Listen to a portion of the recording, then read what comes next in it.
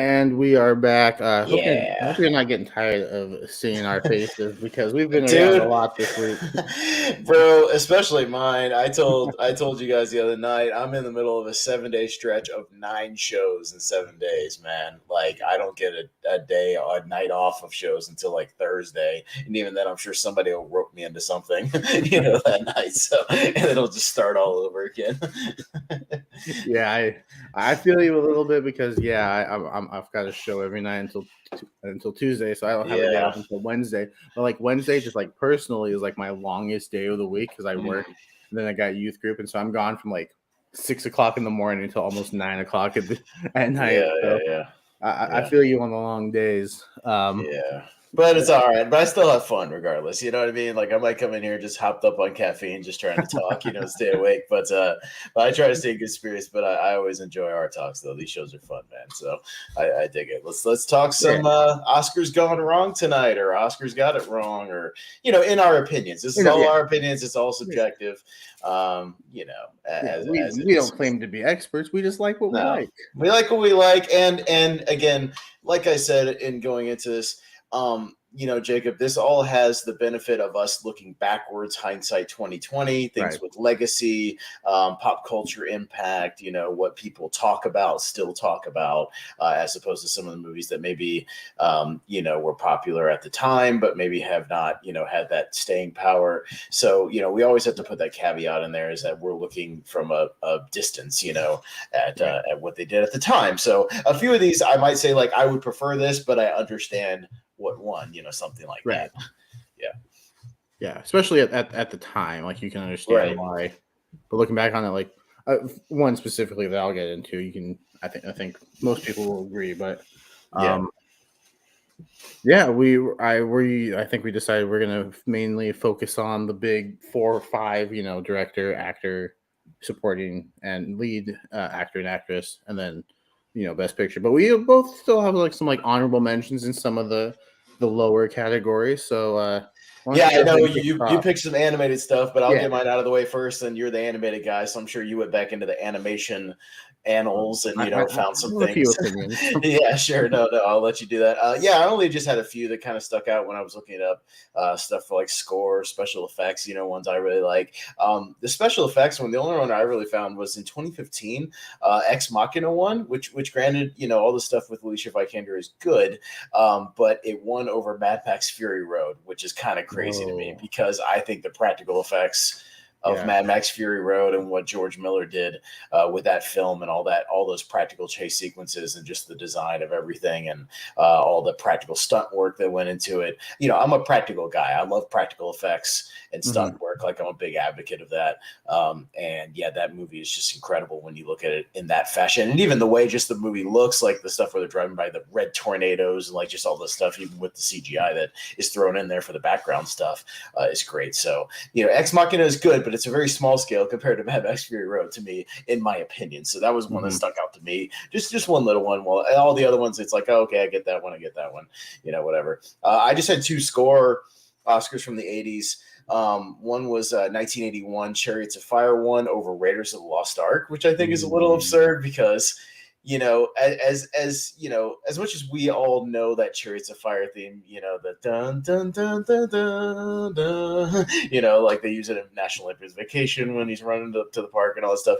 Like that one theme is iconic, but like the entire score of Raiders and what John Williams did with that is the Indiana Jones has become what it is, and I just think is so classic, like adventure, one of the most classic kind of adventure scores of all time. So I think it's a little silly that Raiders lost to Chariots of Fire in that one. And then in 1986, this is more of a personal pick, but it is what it is. A movie called Round Midnight, which I've never even seen, won over Aliens, the James Horner score, Oh, which I think the score for Aliens is fantastic. Like another great, just action, militaristic like score, and way more people to talk about that, So I hadn't even heard of Round Midnight. I didn't even know what that was. So that just tells you again, it's a more of a legacy thing. But you know how yeah, much I love Aliens, so I had to right. shout that out. Yeah, You like aliens? Like, yeah, just a little bit, just a oh, okay, tiny bit. interesting. I'm only as soon as they announce the Aliens 4K, I'll be all over that. Whatever, the most Yeah. expensive Uh-oh. gift set, whatever it might be. You know what I mean? I'll be all over that when it comes 3 years from now when James Cameron gets around to remastering it in 4K after he's done with 4 more Avatar movies. Right. Mhm. And hey, can't blame them for making 3 more with the way they've been making money. Well, you know, I mean, yeah, as of right now, it's now the number 5 worldwide, you know, box office of all time. So yeah, he literally has in the top 5 3 of them. So you know, That's never doubt James insane. Cameron. So that's kind of insane. Yeah, don't doubt the guy. But yeah, so I'm sure you, like we said, you're the animation guy, so I'm sure you plucked out a couple of animation ones. So hit me with those. I did, and so the first one was 2011 when Rango won over Mhm. Kung Fu Panda 2. Okay. I think Rango is a fine movie. It's a cool little western, but I think Kung Fu Panda 2 is a sequel that is on the level, or in for some people even exceeds Kung Fu Panda. I mean, I think the entire trilogy is really fun, but Rango overall was just like forgettable for the most part. I think There's one scene I haven't seen this since the theater, Jacob, but there's one scene that always weirded me out when I saw Rango and when they revealed him talking to the man with no name, obviously, with the poncho and everything, right? Mhm. But then like Timothy Oliphant starts speaking, which is weird, and it's not that like I don't understand if you're gonna do that. Clint Eastwood's still around. Get him to do the voiceover. Right. Like that's just weird that like he opens his mouth and it's not Clint Eastwood, you know. And to me that was always strange when I because I popped for it in the theater, you know. I kind of marked out because I love the Sergio Leone stuff, but Mhm. it starts talking and I'm like, is that Timothy Oliphant? Like that's just weird.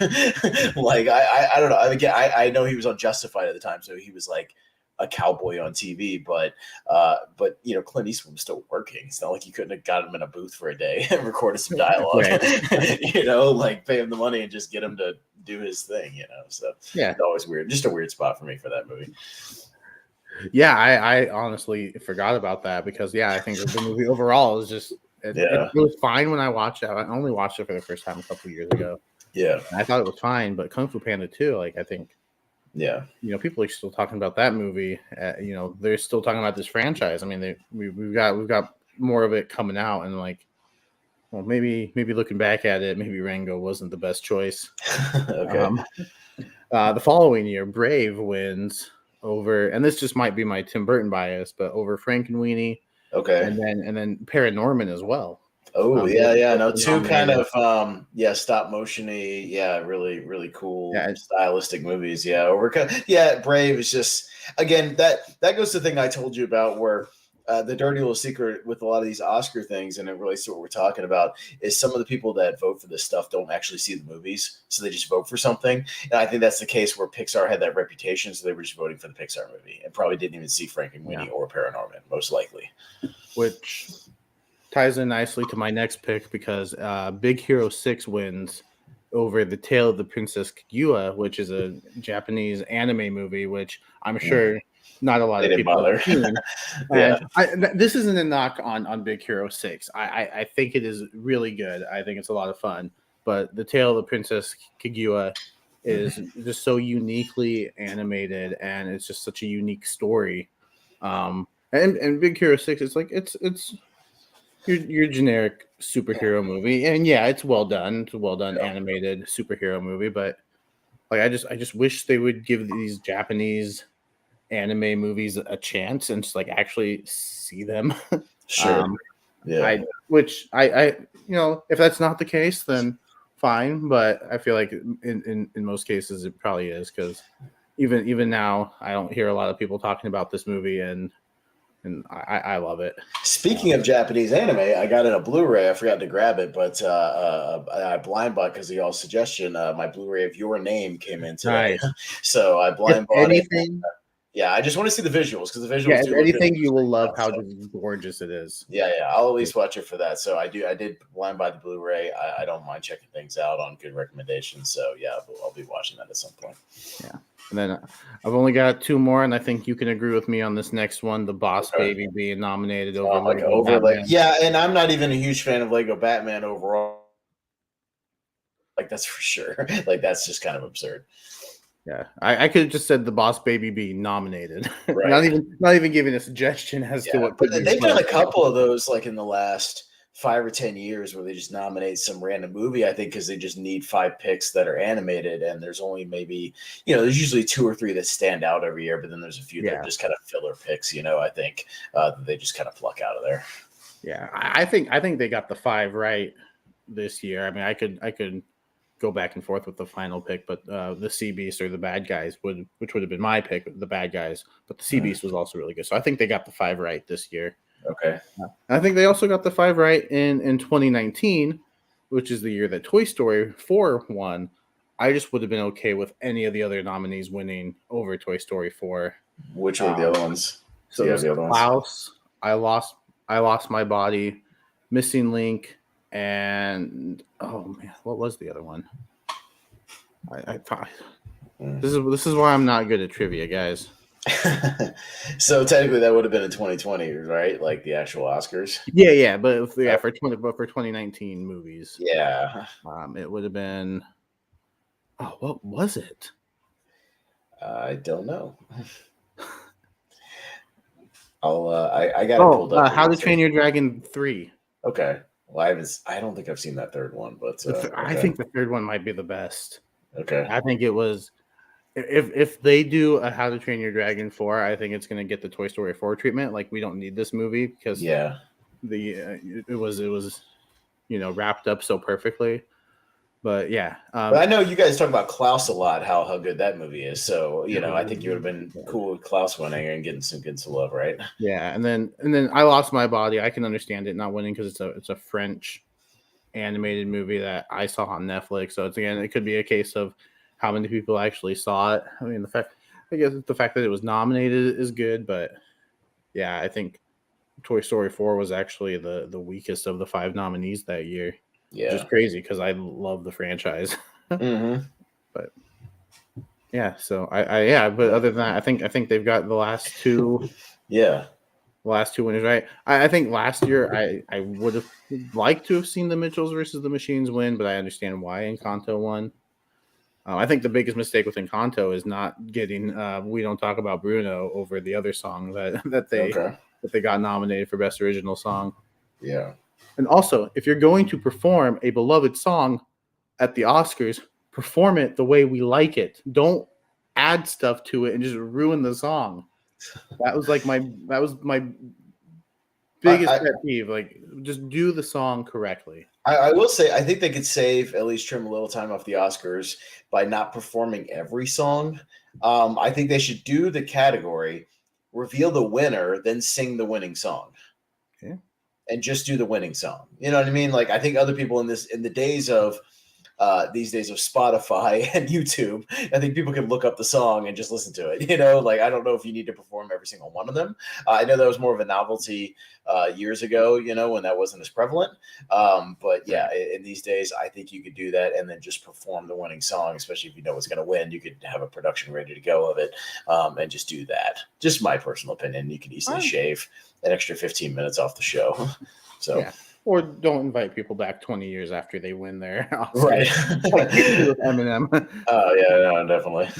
Which I'm a big Eminem fan, so I didn't mind it, but at the same time, it's like, does it really make sense? Yeah, like what are we doing? Yeah, this doesn't serve any purpose. Yeah, this is. And he only performed 2 verses. It's like, do the whole song. If you're gonna do the whole song, yeah. I mean, it's like, or if you really want to bring back memories, bring back him and Elton John doing it or something. When that was a big controversy back in the day or a big thing. Yeah, and if you're gonna bring back Eminem, bring back 3 6 Mafia as well. That I'm just saying. Sure. But all right, let's move into the big categories now. Because that's all I had for animated. So. Yeah, no, we're gonna work our way up, sort of like the Oscars would. So we'll start with the 2 supporting categories: actress and actor in the supporting roles. And I've got years by mine, so we can go, earliest to most recent, as far as that goes. So I'll just preface this now. I'm mainly 2000 Okay. on. Okay. Yeah, she's got I everything. got some older stuff on my list, so I'll balance it out. I went back to some older stuff. Now, granted, there's a lot of old stuff I haven't seen, a lot of stuff from the Right. 40s and 50s and things, but I do have some stuff from the 70s in a couple of my categories, and even a few 60s things here and there. So Okay. I've got some older stuff for the different categories. So I'll try to balance it out a little bit. Cool. So why don't you kick us off? Yeah. Should each of us just run through the whole list just one by one, and then we'll bounce back and forth or something? Yeah, we can. Um, I've only got a couple sure. supporting actors and then a couple supporting actors. So Yeah, I've only got 3 supporting actresses, so I'll run those down really cool. quick. So yeah, my earliest one is for 1990, which is a year I'm going to be talking about a couple of times. I definitely have Lorraine Bracco from Goodfellas over Whoopi Goldberg in Ghost, who was the winner. When I say over, I Okay.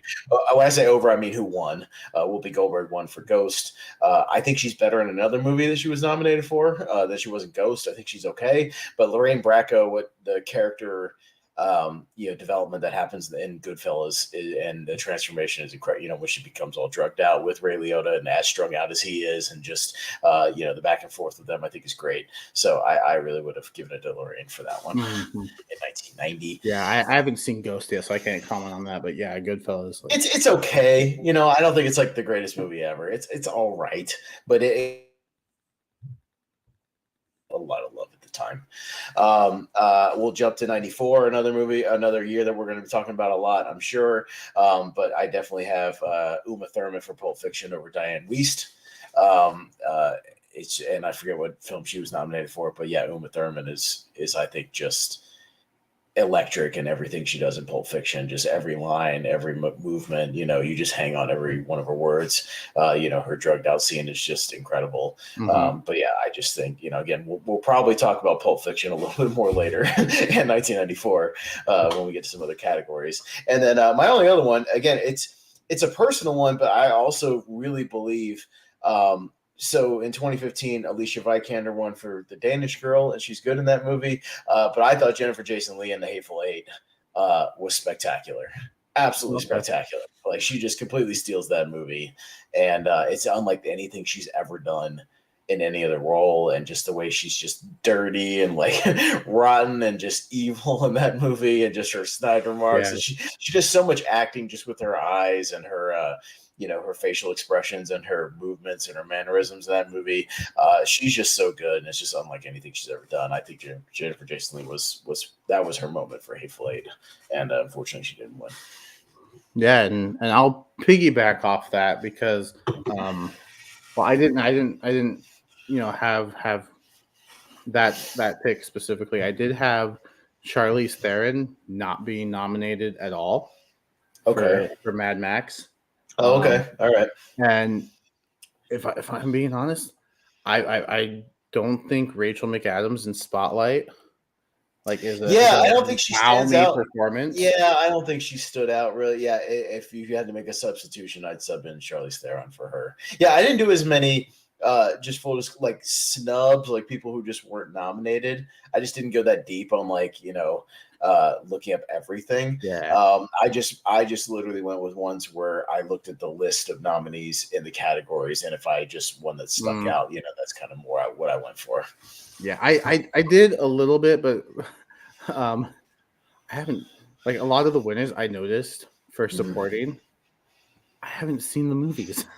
Okay. So, no, I mean, and that's the thing is like some of these really older ones, I haven't seen the movie, so I don't know if I could really say that person is better than that person, unless I've seen both of them. So, or in most parts, or if it's just one is kind of iconic now, and the other one I just never heard of, so that's why I went with it. That sort of thing.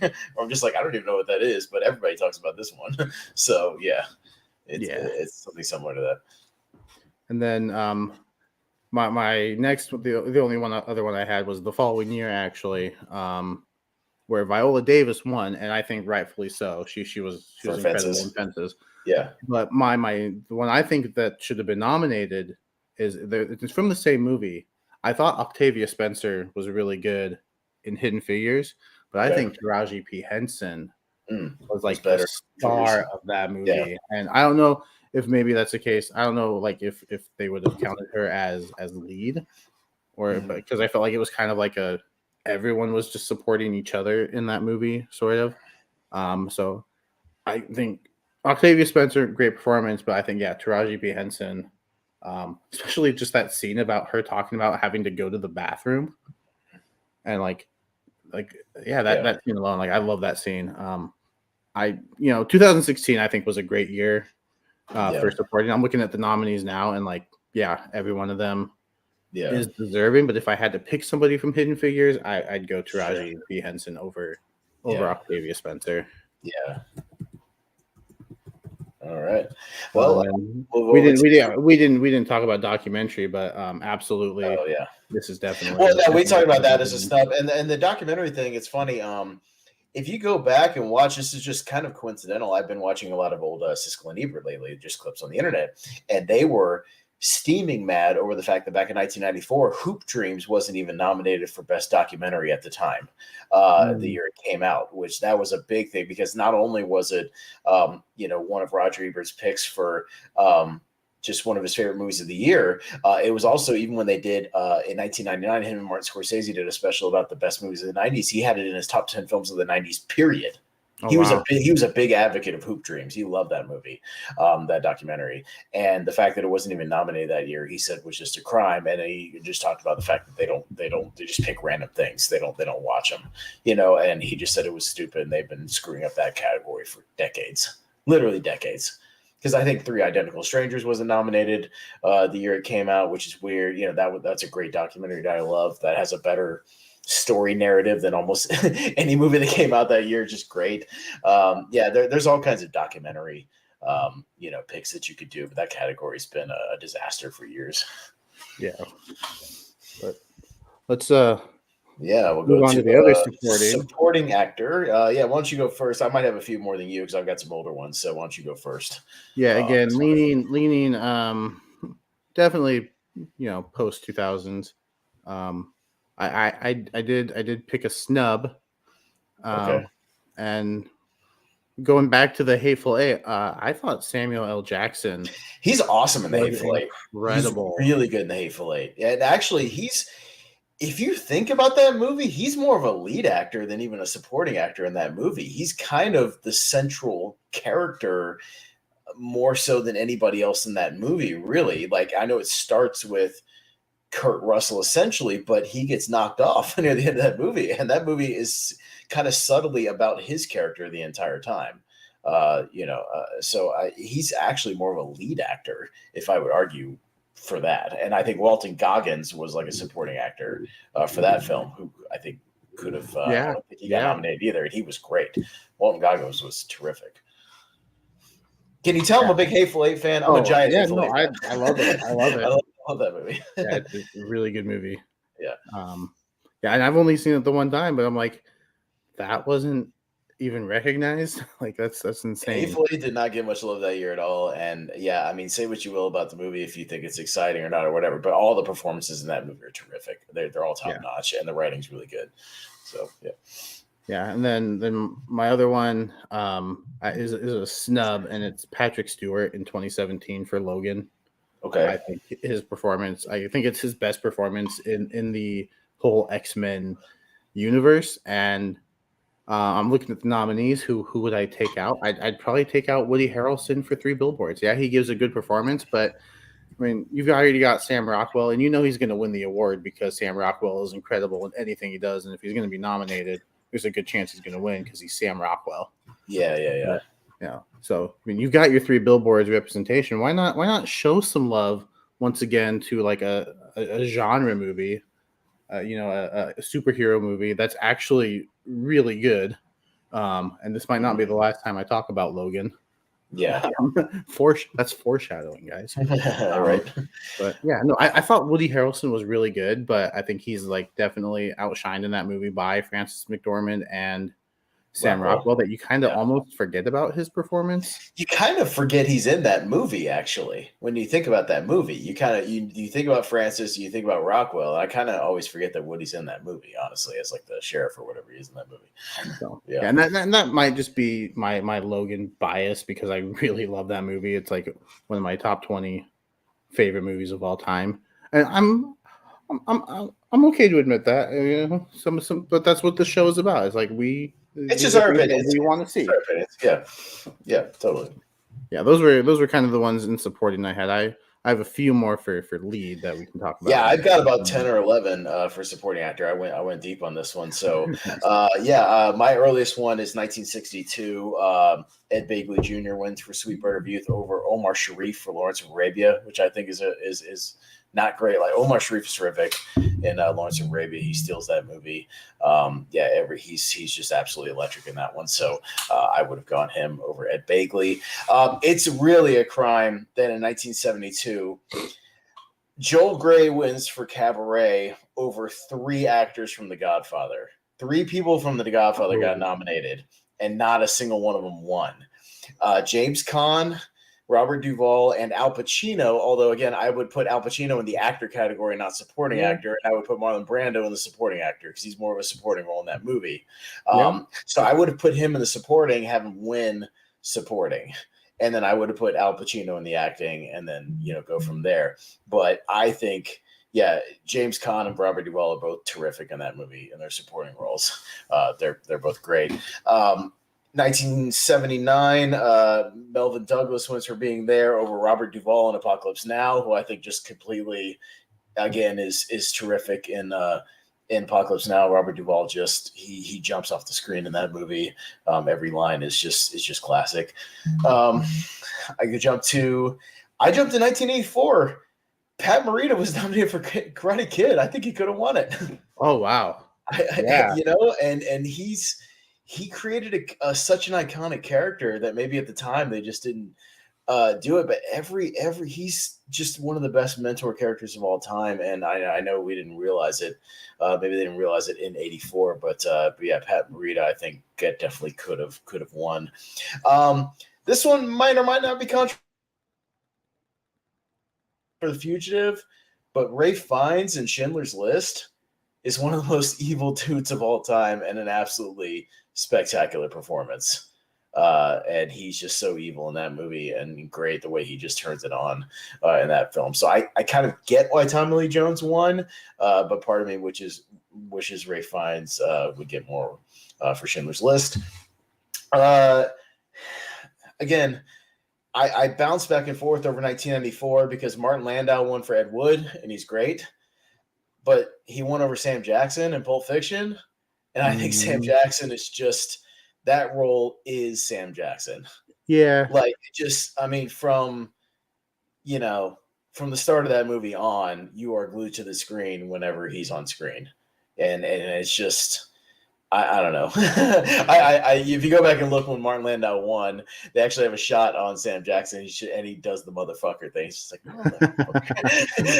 like, because he thought he won it. So there you go. I can agree with that one too. I mean, I'm a big Ed Wood fan, and I love his performance. But yeah.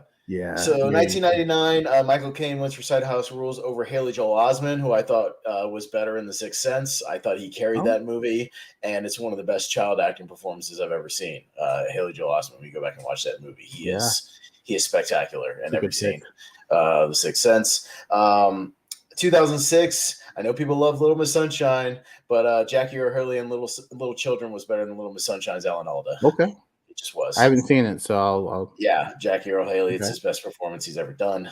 I'll say, Michael Clark Duncan was good too, but it's a little melodramatic for me, just me personally. I don't love The Green Mile. I think it's an okay movie. I don't love it. 2011, Christopher Plummer wins for Beginners. I would have given it to Nick Nolte in Warrior. I think that one monologue he does outside the house alone should have got it for him. That's incredible. He's incredible, just even in that one scene. And if we can nominate people just for one scene, as we've seen with The Fabelmans, I think Nick Nolte could have got it for that one. 2013 was a stacked supporting actor year. So Jared Leto wins it for Dallas Buyers Club, and I think he's good. But I think both Michael Fassbender in 12 Years a Slave and Jonah Hill in Wolf of Wall Street could have easily won that one. I would have given it to Jonah Hill because I think his character is so damn good in that movie. And that movie just should have won more stuff overall because Wolf of Wall Street is so good. Yeah, that's a year where I don't mind the winner because I do think Jared Leto gives a really I good do think he's performance. really But good. if the other two won, I'm still like, yeah, But the 12 Years a Slave, I see that's it. still Fassbender's best performance, and it's still Jonah Hill's best performance. So I think, it was just a stacked year.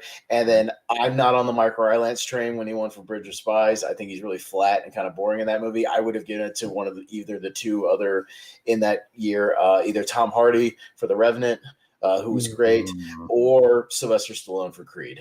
So one of the two I would have been better with over Mark Rylance in Bridge of Spies. I'm just not on the Mark Rylance bandwagon yet. I just don't think he's had a role yet that's really blown me away. So that's just me personally. So that's my last one. I know I had a lot, but I tried to breeze through them quickly. I'm going to try to breeze through them as quickly as I can and not harp on too many of them. But there you go. I went deep on that one. Yeah, and so let's move into to lead actress. Where again, I've only got a couple. Yeah, I've got 6, so not too many. Yeah, because again, a lot of these ones, especially the older ones, I just haven't seen, so I haven't dug into a lot of these a whole lot. So I just got the ones that I can kind of attest to. Yeah. So yeah. So I've only got a couple, so I'll go ahead and go ahead and kick us off. And the first one I have is 2014.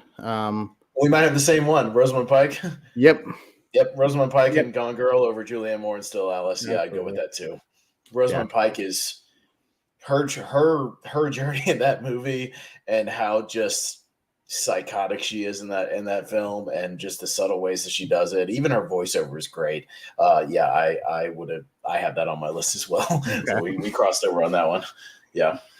So yeah, everything you said, I think Rosamund Pike, I think that might still be her best performance, and and that's me saying that without even seeing Still Alice. she's good in Still Alice, but I don't think I think people still are talking about. Again, it's the thing we talk about with legacy and time, but I think people are still talking about Rosamund Pike and Gone Girl. That's one of the reasons.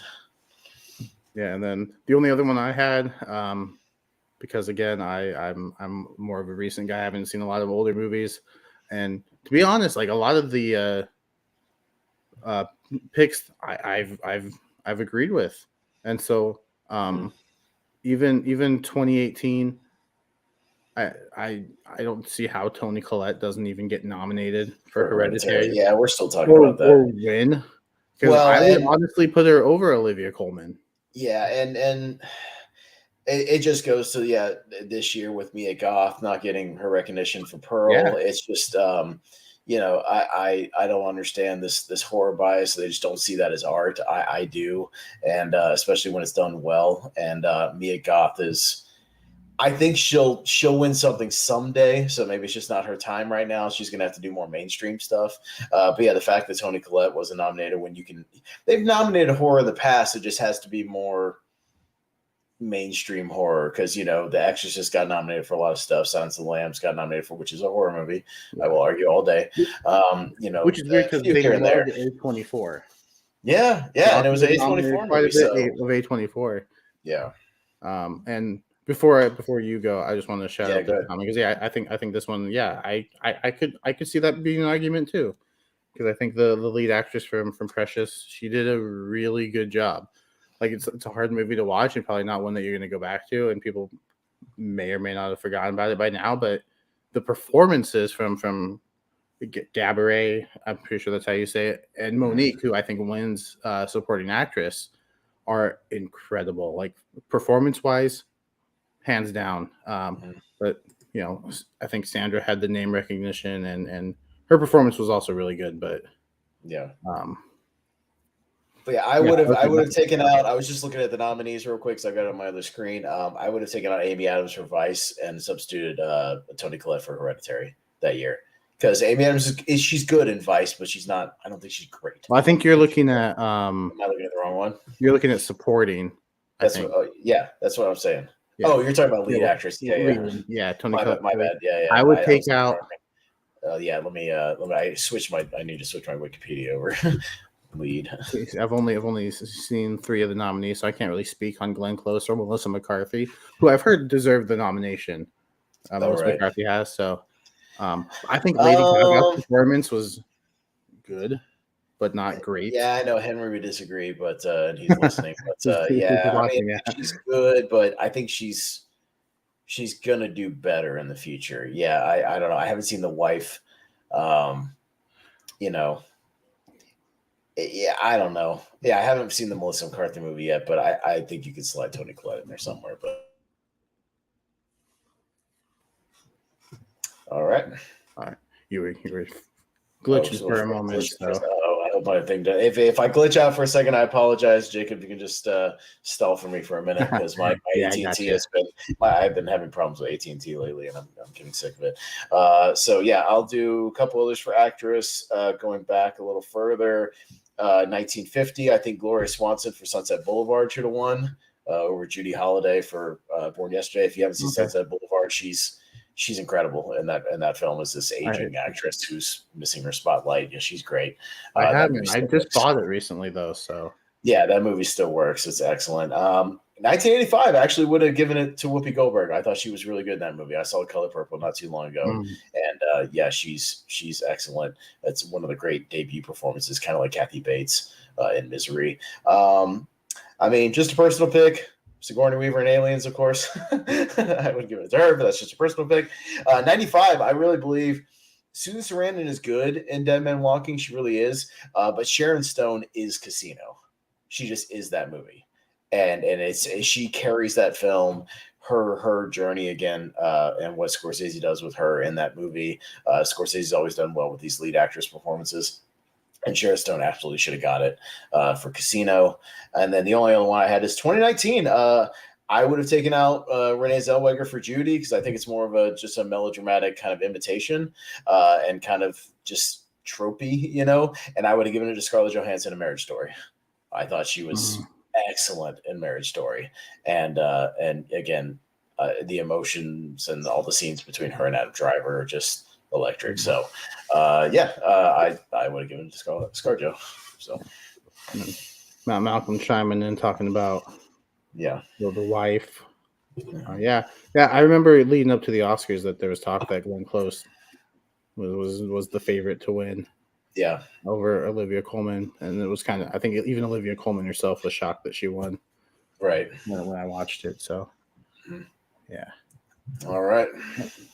Moving right along here. Okay, I like it because we got the Rumble tonight. I'm ready. Yeah, I'm ready for it. We'll get done before the Rumble, I promise. All right, so we're on to Best Actor, right? So Yeah.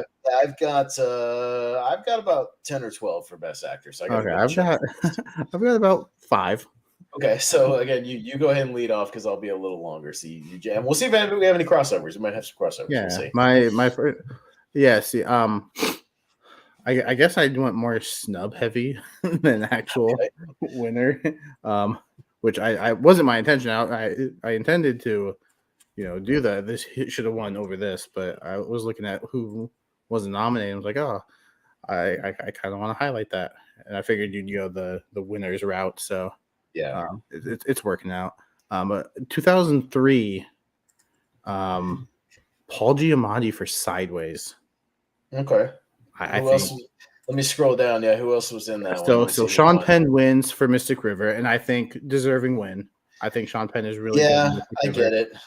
Johnny Depp gets nominated for Pirates of the Caribbean. Ben Kingsley for House of Sand and Fog. Jude Law for Cold Mountain, and Bill Murray for Lost in Translation. So you would have, I would have slid in Paul Giamatti for Johnny Depp. Like, I know you're a Johnny Depp guy, but that's a gimmicky performance. Honestly, I don't think. Yeah, it's the best no, I'm agreeing with you. Actually, yeah, I think Johnny Depp is Captain Jack Sparrow, but yeah, it's a character. It's a character performance. You know what I mean? It's very entertaining, and I enjoy it. But yeah, you slide in Paul, and maybe Jude Law because I've seen Cold Mountain, but I honestly don't remember. I've seen Cold Mountain too, but I did not like Cold Mountain. So maybe over Jude Law as well. If I'm right. keeping my Johnny Depp bias here. Sure. But no, like if you look back at Pirates of the Caribbean, you don't look at it and say, oh, that's an Oscar-worthy performance. You just think, oh, this is a really fun movie. Especially that first one. Okay. Put Paul Giamatti. And that's a movie that I just came to recently. I thought it was incredible. Him and Thomas Hayden Church were really good together. Yeah. Next one, we go all the way to 2014. Okay. Trying to scroll. I've got my Wikipedia pulled up on the screen so I can scroll back and forth as long as I get the right categories, which I do. Yeah, so then Eddie Redmayne wins for The Theory of Everything, right? Which you know, him as Stephen Hawking is a good performance. Can't speak to Foxcatcher and Steve Carell. That's a movie that I really need to get to because I've heard nothing but good things about with it. Keaton, right? You're going with Michael Keaton, right? No, No? It's another snub. It's another snub. Okay. Oh, snub. Okay. Because I was looking, I was like, well, maybe Pez will highlight that. Michael Keaton should have won for Birdman. Yeah, I didn't quite put it on my list, but I thought about it because Okay. I do get that the Eddie Redmayne thing. That's again, if you watch the performance, there's a lot of face acting in that, which is really tough to elicit emotion, especially when you're doing a character that is heavily paralyzed, you know, and you have to do a lot of acting with your eyes and your face, you know. So I get it. Yeah. And it's one of those performances very Oscar baity, so I understand. But yeah, Michael Keaton is so eccentric and off the wall, and you know when he's doing you think Birdman, about really how good. long these takes are that they're filming, right? So that's just incredible. But the pick I went with was Ralph Fiennes not even being nominated for Grand Budapest. I think he's really good in that movie. It's more of a personal pick. I can understand if people are like one of the five best. I'm not a Wes Anderson guy. I saw Grand Budapest, but I don't remember much about it, to be honest. I couldn't tell you. Yeah. It's you look at his character here and then his character from Schindler's List, and you're like, this is the same actor. Right. I think he's hilarious. I think the movie's really good. So that was just more of a personal pick, if more than anything that I wanted to highlight. 2016. This one I actually am picking. I think Andrew Garfield for Hacksaw Ridge over Casey Affleck in Manchester. I think Andrew Garfield should have like 3 Oscars by now. Yeah, I was gonna say, was he even supporting in 2010? He wasn't for Social. I think he should have a supporting actor for Social Network. That's a snub for sure. Yeah. And I was scrolling through really quick. I'm bouncing back and forth to see who was nominated that year. Because I guess it was so Christian Bale wins for The Fighter, which I get it. Yeah. He's really good in The Fighter. Yeah, I might have substituted out John Hawkes for Winter's Bone because he's good in his couple of scenes, but I would have slid in Social Network and Andrew Garfield for that one and get him nominated. Yeah. Yeah. So I think he could have easily won supporting in 2010. I don't mind the Christian Bale win, but yeah, I think people are still talking about Andrew Garfield's performance in Social Network more than they are Christian Bale's in The Fighter. But that's because Christian Bale, like, he has a lot of great performances as well, and that's sure. I don't know. It's another one where like you get it. You just were rooting for somebody else. Yeah. I get it. Yeah, I get it. Yeah, and then keeping with the Andrew Garfield, I have one in between, but since we're on the subject of Andrew Garfield, I think Andrew Garfield should have won over Will Smith as well last year. I know, this was kind of Will Smith's to lose, but I don't feel like Will Smith was doing anything we haven't seen from him before.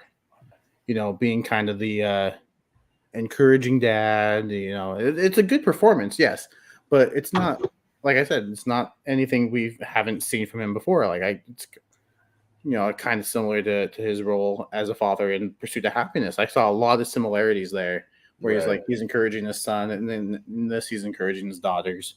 But yeah, I'm not knocking the performance. I think it's good, but I think what Andrew Garfield did in Tick Tick Boom was incredible. I didn't know he could sing like that. I didn't know he could, dance. But and balancing the two and doing both, I think he was just incredible. And yeah, I would love to see him in more musicals. I think that would be really cool. But so yeah, I think if it was up to me, Andrew Garfield would have 3 Oscars already.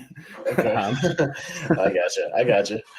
I definitely think he's had a snub or two just as far as nominations go. I do have a snub in my actor thing. We'll get to it, but I did have one actually that stuck out to me. But anyways. Okay, and then my last one is a snub. again, it's probably my Logan bias, but I think Hugh Jackman should have also been nominated, and I would honestly put him over Denzel for Roman J. Israel. I Okay. think you know, or even Timothy Chalamet for Call Me by Your Name. I think Timothy Chalamet. I think that movie is just okay. I don't. Yeah. The performances don't really wow me. Whereas I think that Hugh Jackman, in Logan, I think it's his best performance of Wolverine. I mean, he's been this character for 17 years up to this point, and yeah, just him as Old Man Logan and seeing a different side of it. I think and playing more of a father figure as well, like to what's her name, Laura. Yeah. I think yeah, his and again, is it a bias? Maybe. I love Hugh Jackman. He's him and Johnny Depp are the top two. You know this. We've talked about this Sure. Yeah. before. We'll talk about that. Um, Yeah. but again, that's what this discussion is about. Things we wanted to see, and that's Yeah. No, I was rooting for that, but yeah, I have no qualms with the winner that year, Gary Oldman in Darkest Hour as Winston Churchill. I think is an incredible performance. It's a great Okay performance movie. in a movie I'm not crazy about. Yeah, Yeah. it's one of those. Yeah, the movie I thought was just okay, but like his performance was really good. So no problems with the winner, but just part of me wanted to see Hugh Jackman get nominated, and I may have been a little disappointed. But Okay. All right. Yeah, I've got quite a few, and yeah, I went back in the time machine for this one for at least a few of these. So I'm starting in 1943. Paul Lucas. I don't even know who that is, to be honest with you. We should tell you. Paul Lucas wins for Watch on the Rhine over Humphrey Bogart in Casablanca, which is to me is like I haven't insane. even seen the other one, and wow. Humphrey Bogart, is incredible in Casablanca. His emotional journey in that film is excellent, and so that one really stuck out to me. We jumped to 1964, where Rex Harrison wins for My Fair Lady, and have you seen My Fair Lady? I have, yeah. Okay, so Rex Harrison, is the guy that Stewie's voice is based off of on Family Guy. He said that, but he won over Peter Sellers in Dr. Strangelove, who played 3 roles in Dr. Strangelove, and he's great in 3 roles in Dr. Strangelove. Okay. He's incredible. I haven't seen it yet. It's on. Yeah. So I'm coming around on Dr. Strangelove. I used to not like it. I'm starting to like it. But Peter Sellers is easily the best part of that movie. He plays 3 different roles that you wouldn't even know it's him. That's how good he is in all 3 of the parts, and you don't even recognize him really in the 3 roles. That's how great it is, and how versatile of an actor he is. So I would have given it to Peter Sellers and Dr. Strangelove. This is one of the big ones for me. 1974. Art Carney wins for Harry and Tonto, a movie about a dude on a road trip with a cat. It's fine. He wins over Al Pacino in The Godfather Part 2, which is insanity to me.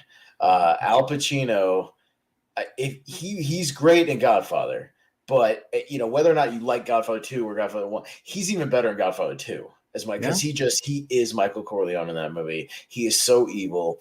The scene alone between him and Diane Keaton when he's raging while she's telling him, I aborted your kid and all that stuff, and then slaps her, like that whole scene back and forth. You can see the rage on his face. His acting is he's spectacular in Godfather 2. So that's kind of a crime that he didn't win for that movie. I think he should have won for that over another one I'll talk about that he actually did win for later, that I thought he should have won way back here in 1974 for Godfather 2. 76 was a stacked year, so this was hard. So Peter Finch wins for Network, and Network is great, and Peter Finch is great. He's the guy who's doing the I'm as mad as hell, and I'm not going to take it anymore. He's very, very good. But he's also nominated with Robert De Niro for Taxi Driver, who's excellent, and Sylvester Stallone for Rocky. And I would have given it to either one of them over Peter Finch personally. Yeah. So because I think Stallone's amazing in the original Rocky. Like, he's amazing. Like, the character he creates and the sympathetic, feelings that you get for him. And then De Niro in Taxi Driver is obviously iconic, as Travis Bickle. So, I would have given it to either one of those over Peter Finch, just for me. A movie that doesn't get talked about enough. So 1988, Dustin Hoffman wins for Rain Man. I get it. I really do get it. But Gene Hackman and Mississippi Burning is better. Okay. and he's terrific. And Mississippi Burning does not get enough love for that year. It was kind of overshadowed by Rain Man. Mississippi Burning is more relevant now than ever about this Mississippi town that is like super isolated and super racist and all kinds of stuff. And it's well worth watching if you haven't seen it. I think Mississippi Burning is terrific. Him and Willem Dafoe are great in that movie. So, and Frances McDormand's in that movie too, and she's spectacular. It's a great movie if you haven't seen it. Okay, yeah, please go back and watch it. Yeah, I didn't really think of Dustin Hoffman as the lead in Rain Man either. Yeah, I think he's more of a supporting. I think Tom Cruise is the lead. Again, it's another one of those weird things where they nominate goofy reasons. Because Anthony Hopkins was nominated for Best Actor for Silence of the Lambs. He's clearly a supporting actor in Silence of the Lambs. Right. Clearly, he's in 17 minutes of that movie. He's in like 4 scenes of that movie, maybe 5. You know what I mean? Like that's just weird. But there's not really like a lead actor of that movie. But like it's Jodie Foster, and she was nominated for Silence of the Lambs. So I think she won. I can't remember. But I think that one the big 5 they call it. Yeah. So I have one snub on here. 1990, Ray Liotta not nominated for Goodfellas. He's spectacular in Goodfellas. The transformation he goes through, dude. The scenes when he's coked out thinking the helicopters are chasing him alone should have gotten the Oscar nomination. He's great. He wasn't even nominated for Goodfellas, which I didn't like. 1992, Denzel should have won for Malcolm X over Al Pacino's Son of a Woman. Denzel owns the Malcolm X role. He owns that role. He is electric in that movie, and Al Pacino's Son of a Woman has just been kind of gimmicky now. The hoo-ah and all that shit. It's become comical at this point. So Al Pacino should have won back in '74, and then Denzel should have got his 10 years earlier than Training Day for Malcolm X. 1993, Tom Hanks wins for Philadelphia. I get it, but Liam Neeson and Schindler's List. Sorry, I go with Liam. Just for the scene alone at the end, I could have got, more, scene at the end. I'm sorry. I give it to him over Tom Hanks. 98, Roberto Benigni for Life is Beautiful. I get it. But Ed Norton in American History X, holy shit. Yeah. Yeah, I can agree with that one. Me personally, I go American History X. Adrian Brody wins for The Pianist in 2002. Again, I get it. But Daniel Day-Lewis and Gangs of New York, son of a bitch. Bill the Butcher, iconic. So, there you go. This is one I know we can both agree on. 2008, Sean Penn wins for Milk. Again, a good performance and an okay movie. Over Mickey Rourke and The Wrestler? No way. No way. Yeah, I can't believe Mickey Rourke should not have won, for The Wrestler. It's the best performance of his career. And then, 2013 was a really stacked year. So it was tough because Matthew McConaughey wins for Dallas Buyers Club. Again, he's very, very good in that movie. I don't take anything away from him. But both Leo DiCaprio for Wolf of Wall Street and Chiwetel Ejiofor for 12 Years a Slave are both equally as great. So I get it. Again, that one's a tough one to call. Yeah, that's a tough year. That's a really stacked year. Those 3 alone makes it stacked. So who knows? It could have gone either way. But those are mine. So I know I had a long list. I apologize. No, but you're good. My director one's a little bit shorter, but my picture one is way longer. My picture one's my longest one. I have like 20 per picture. So you're just gonna shout out some comments here. I get the Chadwick thing, but I'm sorry, Hopkins was better. And The Father. It is what it is. Now, the Oscars just screwed themselves building up to getting people to watch it thinking Chadwick was going to win posthumously and, just made the blatant error of, hype. They shouldn't have just hyped it up. They should have just done the award. You know what I mean? That was kind of silly. Yeah. So that was on them. But this is another good shout. Yeah, Jake Gyllenhaal for Nightcrawler. That's another. Nightcrawler would have been a dark horse. Yeah, that I would have shouted out. Yeah, he's really good at Nightcrawler. But that's a kind of a skeevy movie that's not really up the Academy's alley, you know what I mean? Yeah. So, but that movie's great. We'll get into. Do you have any directors, or you kind of have a picture? I got a few. Yeah, I've got a couple that because the director is not really. I don't really pay attention to it a lot. I only have a few where I literally think the direction in one is better than the other, like literally. You know what I mean? Just what they do in the film. So I have about 8 or 9 of those. You know what I mean? And you'll see what I mean when I get to them. I think you'll understand. Okay. So yeah. Yeah, I just have a couple. I don't. How does Denis Villeneuve not get nominated for Dune? Okay. Um, Yeah. you know, I haven't seen Drive My Car, so I can't speak on that one. But you know, I might put him in over Spielberg for West Side Story. I thought West Side Story was really good, but Okay. um, I how much did I haven't seen any behind the scenes, but I'm willing to bet Steven Spielberg probably didn't have a lot to do with like the choreography and stuff, which I think I'll was the say I'll highlight of spoil a that little bit. movie. I have a Spielberg snub and a Spielberg not winning in two of my picks. Okay. So yeah, I'll talk about Spielberg and how I think he should have won even earlier than Schindler's List, or at least been nominated. So I'll say that. Yeah, and then this other one that I thought of it might be a personal pick as well because I thought it was a great directorial debut, but I would have went Jordan Peele for Get Out over Del Toro for The Shape of Water.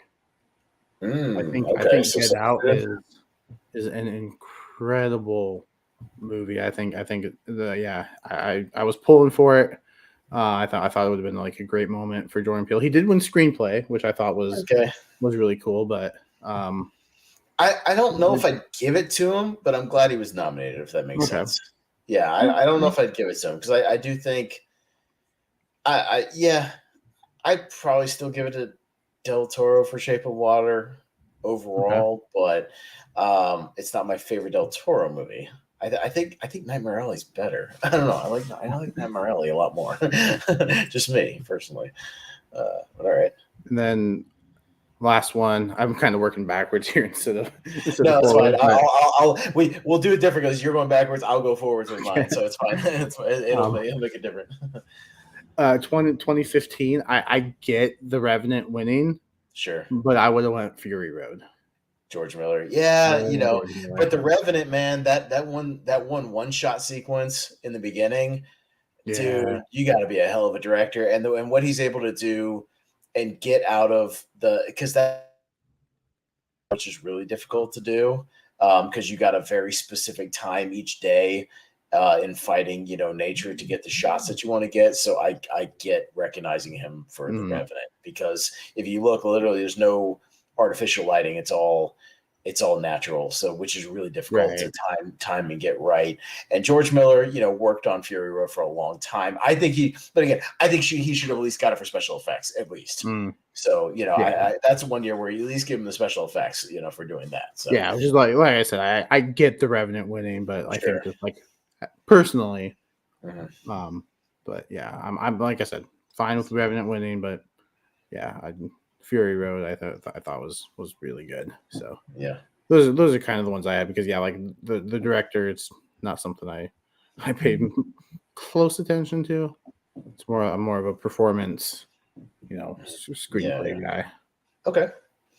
All right. So, all right, I'll get into mine then, right? So I'll start back in 1941. It's one of the big ones people talk about. John Ford winning over Orson Welles.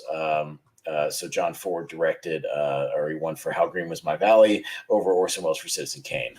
Orson Welles literally did things in Citizen Kane that if you watch commentaries about it and video essays, he did techniques that had never been done before ever.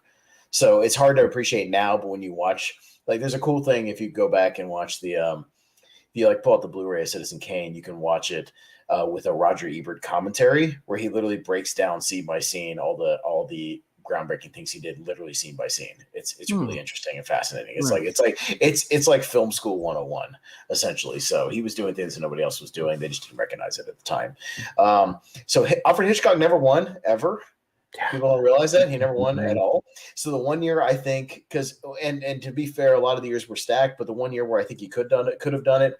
I like Billy Wilder a lot, but he wins for The Apartment over Alfred Hitchcock in Psycho in 1960. And I think if you were going to give it to him, the direction Psycho is more critical than the direction of The Apartment. I think, when you think about it, because The Apartment's a pretty straightforward movie. It doesn't really rely on any kind of directing techniques or tricks or anything. And the shower scene alone in Psycho is so well directed and well edited that I think it takes it. So I think he should have won in 60, at least for Psycho. So 1968, you have Carol Reed winning for Oliver. Have you seen the Oliver musical from 1968? I don't think I've seen that one. I saw it in school. Yeah. Dude, it's fine. Whatever. But I don't see how she wins over Stanley Kubrick for 2001: A Space Odyssey. I think that's kind of ludicrous. Because whatever you think of the actual movie, that movie is on a whole nother level for 1968. When you go back and watch it, how you could put that movie out exactly how it is now and it would hold up. So, I don't see how Stanley Kubrick doesn't win in 1968. 1975, my snub, Steven Spielberg, not even nominated for Jaws. Wow. At all. Not even in the nominees. Sure, he doesn't even get nominated for director. It's a fairly stacked year, but I would have taken out Kubrick's direction. He got nominated for Barry Lyndon that year. I don't think that movie's as spectacularly directed as 2001, so I would have subbed in Jaws and Steven Spielberg for that one. Personally, I jumped to 1977. Woody Allen wins for Annie Hall over George Lucas for Star Wars.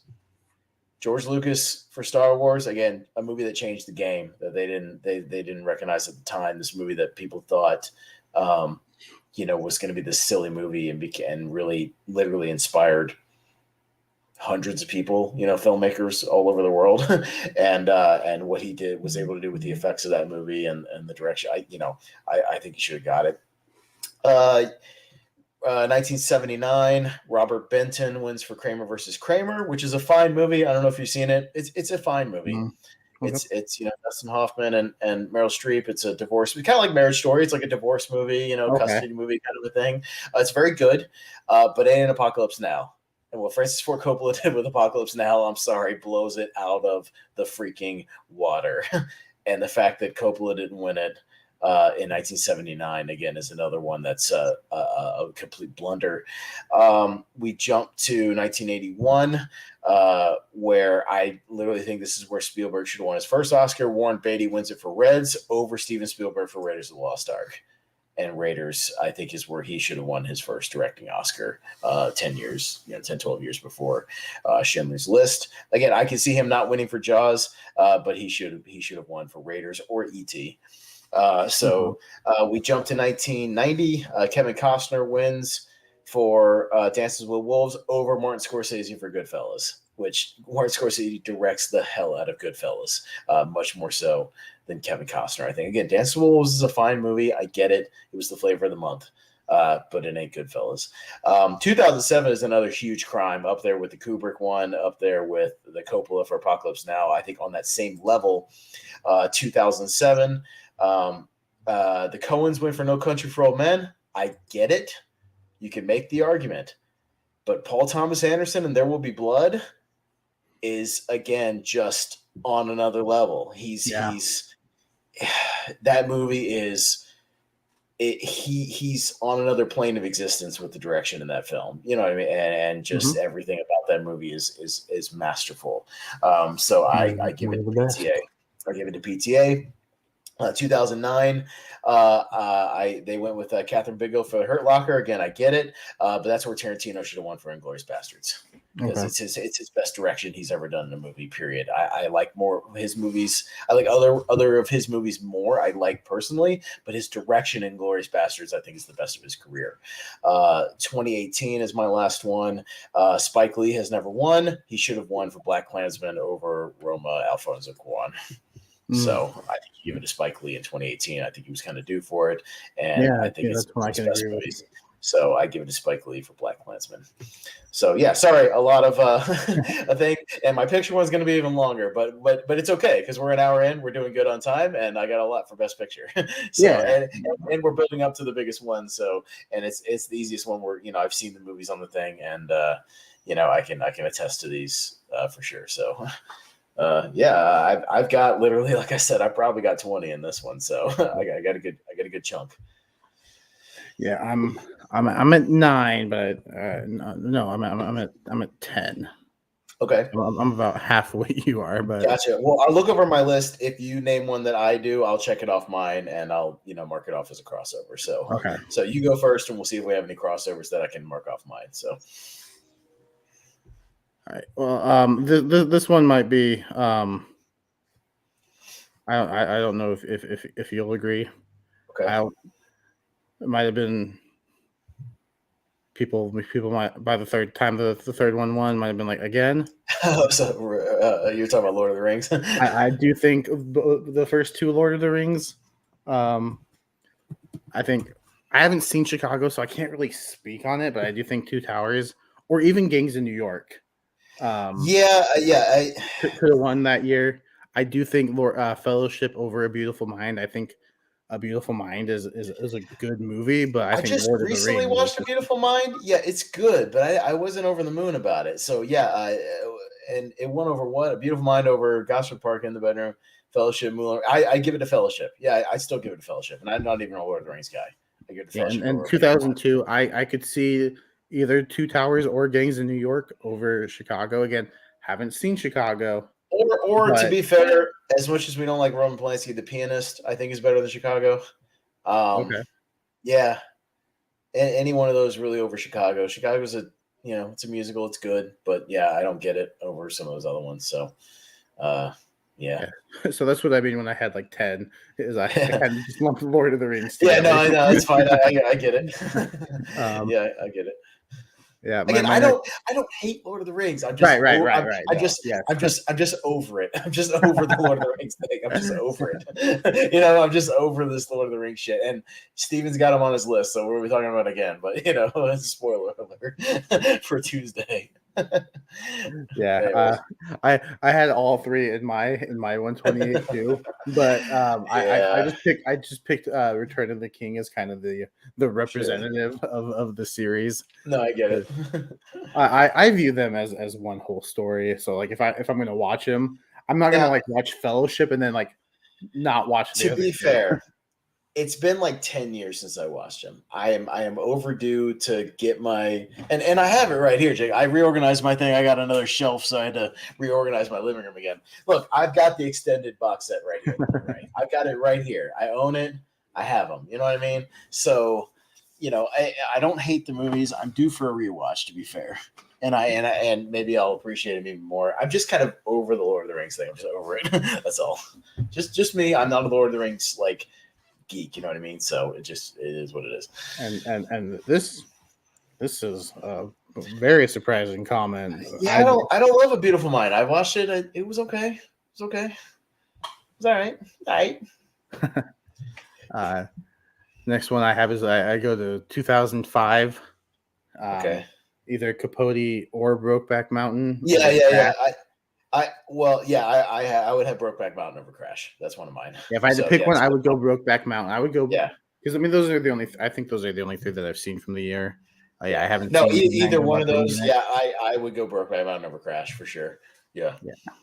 Yeah, I think just Heath Ledger and Jake Gyllenhaal, they're incredible. The supporting performances are incredible. I think you put that movie out now. You make Brokeback Mountain now, it wins. Yeah. I think it was kind of ahead of its time. It was out of its time. You know what I mean? It just wasn't the right time for that movie to get its due. So I think you do something like that now, and it gets it. It's just one of those weird timing things. So yeah. I jumped to 2010. I also have 2010, so I think we agree on the same thing. Yeah, and again, this is without me seeing The King's Speech. I'm sure it's a good movie, but I've seen The King's Speech. It's not Social Network. Yeah, and that's kind of the thing. Like, is The King's Speech still being talked about today? No. Is the Social Network, Inception, and Toy Story 3 still being talked about today? Yes. Yeah. So I would go Social Network as well, but then I would go like Inception would be 2, Toy Story 3. Yeah, and don't get me wrong, A King's Speech is worth seeing. It's a very good movie. Colin Firth is very good, and Jeffrey Rush is great too. As the guy who's coaching him, in his speech therapy. It's a very good movie. I recommend it. It's good. But yeah, I would go Social Network or Inception over yeah, over King's Speech pretty easily. So that's on my list. I'm in agreement on that one. I think Malcolm might be on like a 5-second delay or something. But yeah, it's good, but a lot of its commentary is very surface level. It's just very like talking point. I don't think they dig into the issues. Like I don't think it's commentating anything new. I think Brokeback Mountain, what it was talking about, with the relationship in that movie, is way more pushing the boundaries and really, doing something, in that movie over Crash, to me. So, yeah. Oh, excuse me. Yeah. So we move on to the following year, 2011. On my list too. I tried watching The Artist about 15 minutes in. I turned it off. Yeah. I couldn't get into it. I would go Moneyball. I would go Moneyball. Yeah, he's not on. Yeah, that's fine. I'd go Moneyball first of all, but then I would also want to give a shout out to Hugo. I love you. I know you love Hugo, so yeah, I can see that for you. Yeah, and while I have Hugo higher, like on my personal list, I do think Moneyball should have won that year. I do think it is a really well made movie. The performances from Brad Pitt and Jonah Hill. Chris Pratt is pretty good in the movie too. Philip Seymour Hoffman's great. He doesn't have a ton of screen time, but every scene he has is really good. Everybody's great in that movie too. Yeah. So The Artist. I get Hollywood likes movies about movies, but Hugo has movies in it. Yeah. Well, if we ever do that tournament, I proposed movies about movies. Both The Artist and Hugo will be in there, so we can talk about them. Or movies about Hollywood or movies about people making movies. Yeah, those will both be in there. Keep going. The following year. Yeah, I have the following year as well. I love Argo. I think Argo is a really good movie, but it's no Django Unchained. It ain't Django Unchained. Django Unchained. Yeah, it should have been Tarantino's Best Picture win finally, because I think that's his masterpiece. Yeah. Argo's very, very good. I like Argo a lot. But yeah, Django is. I've gone back to it a million times more than Argo. way more. 2013, I finally agree with. I don't know if it'll be on your list because I think there's an argument to be made. I skipped 2013, so I think 12 Years a Slave was fine. Yeah, winning. Yeah, I'm fine with that. But I do have 2014. I do too. Birdman. I get it, but Whiplash. Yep, I have it too. Yeah. Well, good. You're knocking out a lot of my later lists, so I can get to the earlier stuff on my list. So yeah, this will work. Yeah, we're just gonna keep going in a row here because 2015. I've also got 2015. I've got Mad Max Fury Road. I have The Revenant over Spotlight. Yeah, that would be my number 2. Would be The Revenant. Like if I had to, do it. I think Spotlight is really good. I do. I think it's a good movie. Good. But honestly, I'd even have The Big Short over Spotlight. I like that movie even more. Yeah, I forgot it was nominated that year. Yeah, that was a stacked year because I like a lot of the movies on that list. I think Spotlight's very good. The Big Short is great. Mad Max Fury Road is great. I love The Martian. That's in my 128. I love The Martian. The Martian's so good, dude. It's so good. Easily Ridley Scott's best of the 2010s. Okay. And The Revenant's great too. So yeah, that was a good year. Yeah, and I really enjoy Room as well. I think Room is really good. Yeah. 2016, I get Moonlight winning. But like if I'm being honest, I have a number of movies over it that year. You probably have Hacksaw and Hidden Figures and La La Land. Hacksaw, La La Land, and Hell or High Water. Okay. Over Moonlight. Hidden Figures. There could be an argument. But La La Land, like I think the right movie won at the beginning, and then before the mistake. Yeah. No, for me, like Hacksaw Ridge, I think that movie is incredible. It's like my 3rd favorite war movie, like behind 1917 and Saving Private Ryan. Yeah. And maybe now even All Quiet's up there. That movie. If that movie won this year, I would not be upset. I don't think it's going to, but yeah, I would not be upset. But I'm pretty confident it'll win foreign film, so at least it'll have an Oscar. So that'll at least be, because it's nominated for both. So I think it's a shoo-in for foreign film. Yeah, I think it was the second highest nominated movie as well. It got like It had 8 like 10 nominations. 8 or 10 or something like that. Yeah. It got a lot more than it- I thought it was going to get, for sure. Yeah. Yeah. It got like 14 at the BAFTAs, which is like their version of the Oscars. Yeah. So I see it doing really well over there. I don't know when those are, but All right. I think it's going to clean up over there. But Do you have back to the 2017 American and version. 2018? Because I have both I of those as well.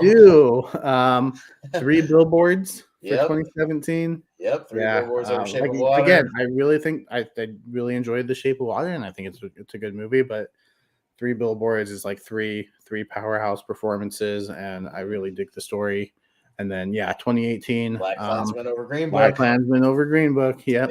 Yep. Again, Yep. I think I'm higher on Green Book than most people. Sure. I think it is a really good movie, but Black Klansman was just I love that movie. Like the performances. I mean, you even got a good film performance from Topher Grace. Yeah. Like, which shout out to That 90s Show. I thought I've only seen the first 3 episodes, which was pretty good. But anyway, So 3 billboards over The Shape of Water, Black Klansman over Green Book, and then kind of the last few I've agreed with. 2020 was kind of a whatever year because not a lot came out, but Coda was actually my second favorite movie of 2021 behind No Way Home. Yeah. So I was very happy with that win. Mm. And then all right, we'll see if we agree for this year. Okay, no, fair enough. Well, you knocked out about 8 on my list, so I'll get to my other dozen. But again, I'm jumping back in the time machine. I only have one other one from the 2000s that I'll mention when I get there. So you knocked out a lot of my 2000 and 2010 stuff. So that's good. All right, so jumping way back in the time machine to 41. I like the way Malcolm thinks. maybe it could. 1941, I already mentioned it. Citizen Kane over How Green Is My Valley. That's a big mistake. Jump to 1946. The Best Years of Our Lives wins over It's a Wonderful Life. I think It's a Wonderful Life should have taken it that year. Oh. So 1946. 1952. One of the most infamous ones that relates to the Fablemans, The Greatest Show on Earth, the circus movie. And looking at the ones that year, the winner should have been High Noon, the Gary Cooper Western. High Noon is spectacular. If you haven't seen it, I've talked about it a lot. I got to see it on a big screen the first time I saw it. Gary Cooper running around. It's a quick, like 90-minute Western.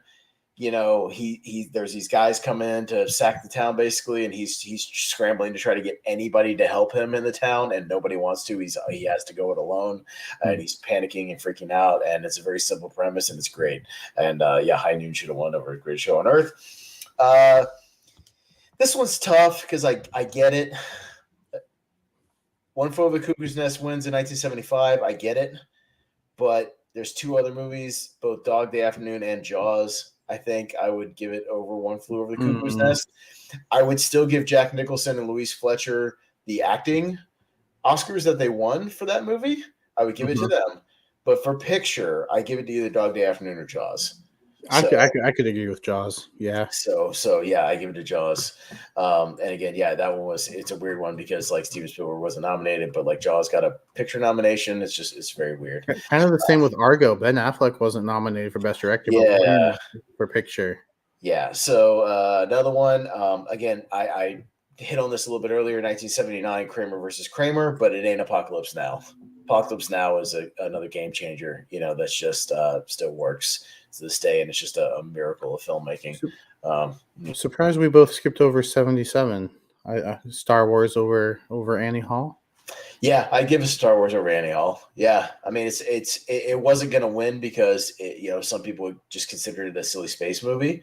But again, looking back on it, you go like Star Wars is Star Wars, bro. It's better. It's done more for cinema than Annie Hall. So yeah, for sure. I talked about it earlier with the score. 81 Raiders over Chariots of Fire. Raiders should have taken it over Chariots. And the following year, I think Spielberg should have got it again. E.T. over Gandhi. Okay. Gandhi. I get the Ben Kingsley win for best actor in that one, and it's got some excellent direction. But as a movie, E.T. was not only the biggest hit of that year, but maybe the best you could argue one of the best family films of all time. Period. Hmm. You know what I mean? You can make that Yeah. argument. So I think Steven Spielberg wins it 2 years in a row. If it was up to me, Raiders and E.T. I touched on this earlier. 88. I have Mississippi Burning over Rain Man. Okay. Yeah, I think it's a better I need to film. watch that movie. You need to. It's on Tubi, our favorite streaming All right. service. Nice. That's because I just came to it not that long ago because actually the Cinephiles did it, the Roku's podcast. They break down the movie, and so I watched it for that, and it's on Tubi, and yeah, that movie blew me away. Great, you need to get to that one, Jacob. You'll like it. Okay. It's very very very good. And yeah, your boy Willem Dafoe's in it. You know, I said Nice. Francis McDormand's in it. Gene Hackman is always great. Like he's amazing. Like a bunch of character actors in it, like Michael Rooker and all these other people that show up that you'll recognize. You'll be like, oh, I know that guy. That guy, Brad Dourif's in it. Like all these people that like pop up Nice. throughout the movie, you'll recognize like all over the place. So, 1989, you know, everybody went crazy for Driving Miss Daisy. I don't know if you've ever seen it. It's fine. You know what I mean? It's very Oscar. It's very similar to Green Book. It's just it Okay. just feels like that. And I would have given it to one of two movies. There was two movies I thought were better. Either Dead Poet Society with Robin Williams. I have it over Driving Miss Daisy or Field of Dreams. I think it's a better film as well, which was nominated. Yeah, one of two. Dead Poets. My next three, actually, my next four, actually, that I'll mention are pretty universally recognized when looking back now. Every article you'll ever see has these next four. So 1990, Goodfellas over Dances with Wolves. Period. Sorry, Dances with Wolves. You're fine, but you ain't Goodfellas. 1994, either Shawshank or Pulp over Forrest Gump. Either one. You know, I could see either one. I just would put over Forrest Gump. Forrest Gump is great. Don't get me wrong. I love it. I've seen it a million times, but Pulp and Shawshank were both game changers compared to that. And then we jump to 96, Fargo over English Patient. 100%. Fargo. Again, I was watching Siskel and Ebert, and both Siskel and Ebert had Fargo as their number one that year. When they did their Oscar show, where they used to do these cool ones where they would do the if we did the Oscars sort of a thing. They used to do one of those shows every year. If we gave out the awards, they each had Fargo Best Picture should have won.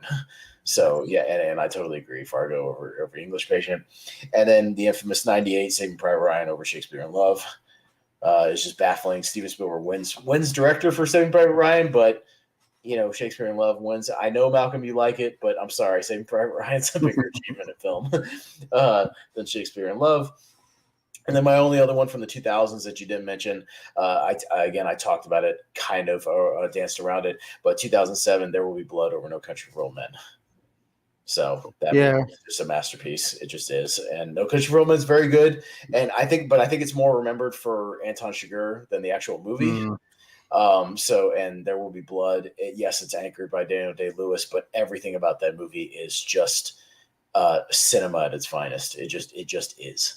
So yeah, I give it to, especially when because I rewatched it, like it's very fresh in my mind. I rewatched it like 6 months ago, and yeah, I was like, man, I've been sleeping on this movie. This movie's so effing good.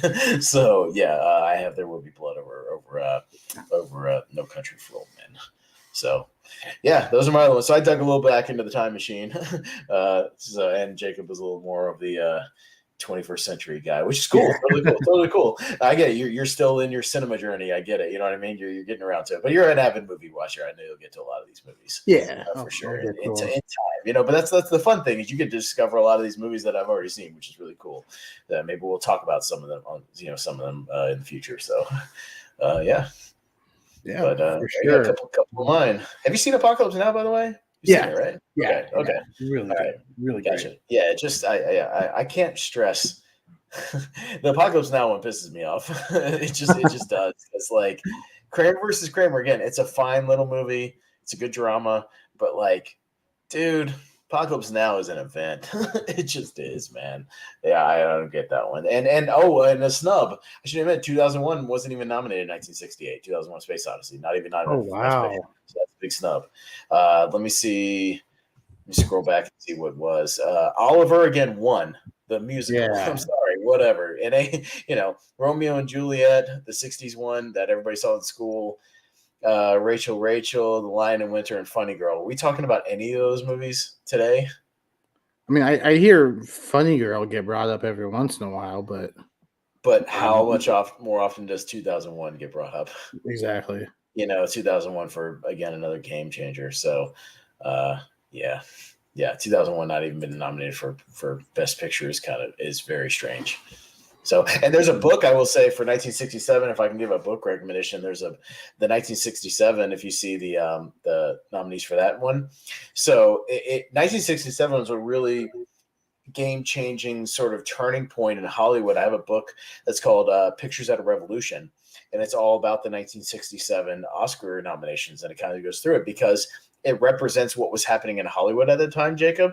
Because if you look at it, you have movies like In the Heat of the Night, with Sidney Poitier, you know what I mean? You have revolutionary movies like Bonnie and Clyde, which is great, and The Graduate, and Guess Who's Coming to Dinner, like these movies that are like really pushing boundaries in the late 60s, and doing things that movies weren't doing. And then you have Dr. Dolittle. And it just doesn't fit. It's just old Hollywood, just traditional stuff kind of clinging on. That's what the book is about, how there were these new filmmakers making really these movies that were really pushing things basically into the 70s. And the 70s was the decade that really changed cinema. It really did, with all these movies that were the template for changing Hollywood, as a whole, and really, really doing really creative and inventive things, in the bigger picture of Hollywood. So it was really the lead up to that. Malcolm chiming in again. Yeah. Yeah, he's doing their awards. He has a document out where you make your predictions. Yeah. Mm-hmm. So I'm also very curious to see what the people choose as the nominations. I think that's going to be a lot of fun to see. I haven't done mine yet, but I'm thinking about it. And then this might be why I hear about Funny Girl, because it's kind of on Broadway show. So that's probably why. But yeah, again, it's not. Yeah, it's not 2001. Right. Sorry, 2001: Space Odyssey. Again, whether you like the movie or not, you have to recognize and respect what it did for cinema. Like it's one of those things where, I understand if you don't personally watch it a lot and like it, but it was a game changer. At the time, it was something that nobody had ever seen before. So, and Kubrick it's why I've settled on the fact, Jacob, that he's one of my favorite directors. I've had to settle on it because I like almost every one of his movies other than Barry Lyndon, but that's okay. We all have our favorite directors, and then like that one movie where we're not as hot on, from that director. Look at you, Planet of the Apes. Yeah, exactly, with your Tim Burton. Yeah, and it's like I love Spielberg to death, but his last 10 or 12 movies have not done a ton for me, since the early 2000s. But he'll still, because of his run in the 70s, 80s, and 90s, will still be one of my favorite directors of all time, obviously. But yeah, Kubrick I've had to settle on the fact that I just love what Kubrick did for cinema, and he's one of my guys. So yeah. I wonder what it is. Ooh, I want to know. You'll have to private message us. Yeah. we'll spoil it now. So I'm curious what your pick for this year would be as far as best picture. Just to remind of the nominees. All Quiet on the Western Front, Avatar: The Way of Water, The Banshees of Inisherin, Elvis, Everything Everywhere All at Once, The Fabelmans, Tar, Top Gun Maverick, Triangle of Sadness, and Women Talking are the 10 nominees. So 3 things. What will win is The Fabelmans, even though I disagree. Because again, the track record with Hollywood jerking itself off to movies about Hollywood and about filmmakers will make that one win. What I think should win is The Banshees of Inisherin. What I would love to see win would be Top Gun Maverick, but that's just me. I'm in agreement. So those are my 3 caveats: will, should, and what I'd love to see. But yeah, that's because The Fabelmans, it'll win, and whatever. And even as mild as I am personally on Everything Everywhere All at Once, I would really like to see that one win, just as a cool story. As this like little independent movie that could, one of the great success stories of the year. I really hope Ke Huy Quan wins for supporting actor. That's just going to be one of the coolest cap offs to one of the greatest comebacks. I think that's a lock. So if he does, I just, hey, let's just say somebody was chopping onions when I watched his Golden Globe speech. You know what I mean? So something was in the air. I got a little dust in my eye when he was going through his speech. So we'll see. Yeah, I'd like to see that. Yeah, I I'd don't love to know. see him win. Michelle Yeoh for I'd love to see it, the but lead. they love Kate Blanchett and everything she Yeah, does, so she's gonna win. Yeah. I don't know. Yeah, some of the other categories, it's whatever. Best actor is kind of up in the air. I don't know if there's yeah. like I a haven't clear. seen The Whale, so I can't really speak I on would probably fan give it to favorite. But Brendan just because it would be really cool to see him win, and I do think what his physical performance in that movie is really something special. yeah, And his emotional performance. So it'd be cool to see him win. yeah. I think my favorite would be Colin Farrell. I think he's just Man, really he good. just But kills it, and he just never yeah, gets enough love, and he just kills it in everything he does, and he had such a great MVP year for yeah. 2022 that it'd be really cool to see that pay off, yeah, he would be great. But I think he's the third behind Fraser and Austin Butler for Elvis. I think Yeah, those are the two that Fraser, are fighting for it. Fraser and Butler are the two leads. But here's the thing. I didn't really agree with Rami Malek for Bohemian Rhapsody when he won because I thought that was way more of an imitation. To me, Austin Butler, I'm cool with it because he was Elvis. Yeah. And if you've seen him in interviews, he still is Elvis. He when he gave his speech at the Golden Globes, I'm like, oh, he's still is He's he doing fully that on admitted purpose? Or? he's fully admitted he's had a hard time going back to what he used to sound like. Basically, because if you know and if you've seen his interviews, he was Elvis for like a year and a half in the audition. If you include the audition process and his prep, plus the actual stuff he did, both filming it and then the ADR later, he was Elvis for like almost 2 years. So I get it, man. He transformed, and he's it's hard to break out of that. Oh, this I did not see this speech, so Huh, maybe I there's don't hope know. for Michelle Yeoh after all. Hey, go Michelle Yeoh. Again, I'm not big on that movie just because again, I think it's a little overstuffed in the runtime, and I have my issues with it. But I have Mhm. no problems with the performances. You know what I mean? Like I don't have any problems with that. I can fully admit that, and I think she's Yeah. great. I don't have anything wrong with that. I don't agree with Michelle Williams for The Fabelmans. I think she's seriously overacting with melodrama in that. I Mhm. would have subbed in Mia Goth 100% for Right. Pearl. I'm not saying she would have won, but I would have at Right. least given. The horror bias, it drives me nuts with the Oscars. They don't see it as like art and something like that where it's not even like it's a classy horror movie. It just is. Yeah. It's an A24 horror movie. And it's Don't frustrating. don't Yeah. even start killing people till almost the end of the movie. Yeah, right. But for her, what she does over the end credits alone should have gotten the Oscar nomination. I will contend that till the end of time. If you've seen the movie, you know what I'm talking about. What Yeah. she does over the end credits is something special. Yeah, and I'm hearing good things about Infinity Pool as well. With Yeah, and Brandon Cronenberg, David Cronenberg's son, who's doing some interesting work. His movie Possessor was really interesting. It was very Cronenberg-ish. He's doing a lot that's to his dad. So yeah, it's kind of cool. You got like an up-and-coming director like that working with an up-and-coming, horror star. So yeah, she'll be in the horror game for a while, but I could really see. Well, Malcolm, you said you've seen X. Have you seen Pearl? Well, I'm talking about Pearl. I'm not talking about X. I think she's really good in X, but I think she's better in Pearl. He wrote that he's seen X and he oh thought yeah, maybe yeah, it was fine. yeah, If you haven't seen Pearl, I'm talking about Pearl. She's yeah. spectacular in She's Pearl. yeah. I think X she was really good. But The dance scene in Pearl and her monologue and her end credits thing alone, you could watch those scenes and be like, yeah, I get it. So if you haven't seen Pearl yet, Malcolm, I like that way more than X. I thought X was okay. I think it's she's the good. prequel that Pearl came is out. Pearl is the prequel to X that he made the same year as X, and it was a secret prequel that he made, and then it came out with the old lady in X is Pearl.